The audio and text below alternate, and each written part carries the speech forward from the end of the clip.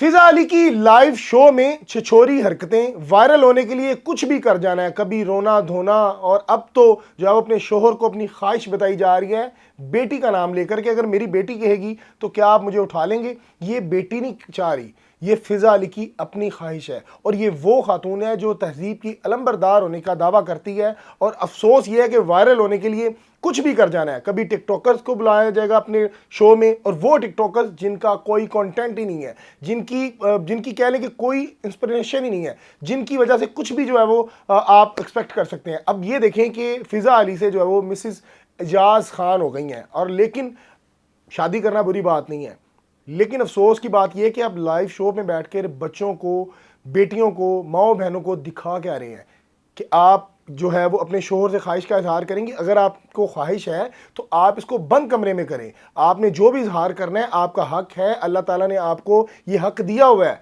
कि आप करें, लेकिन आप कमरे में करें। आप करोड़ों लोगों को दिखाने के लिए कैमरों की मौजूदगी में और अपनी बेटी को बिठाकर जो है वो उसको कहेंगी अपने शोहर को कि अगर मेरी बेटी कहे तो क्या आप मुझे उठा लेंगे। और वो भी शख्स वैसा है कि उसको फौरी तौर पर जो है वो कंधे पर उठा लेता है। और लोग जो है वो अक्सर आपने देखा होगा कि जब हम अपने वालिदैन के साथ कभी मूवी या कोई स्क्रीन देख रहे होते थे, अगर कोई इस तरह का जूम आइनी, एक जूम आइनी वर्ड होता है, अगर कोई इस तरह का सीन भी आता था ना तो हम आएँ बाएँ शाएँ कर देते थे कि हमने देखा नहीं, हमें पता नहीं है। और अफसोस की बात यह है कि ये टेलीविज़न इंटरनेशनल आपके पाकिस्तान को रिप्रेजेंट कर रहे हैं।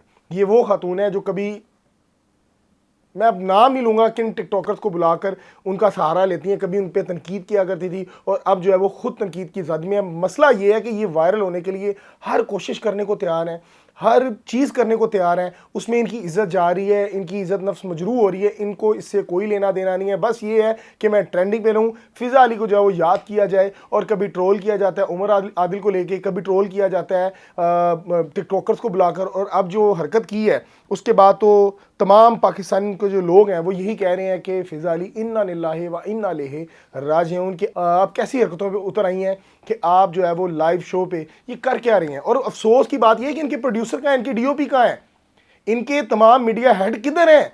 भाई वो सेंसर करें, इसको बंद कर दें यार, हो गया ना, ये चलाना नहीं है। अब वो उनको भी पता है कि डॉलर्स यहाँ से आने हैं। अब बेसिकली मसला आता है डॉलर्स का।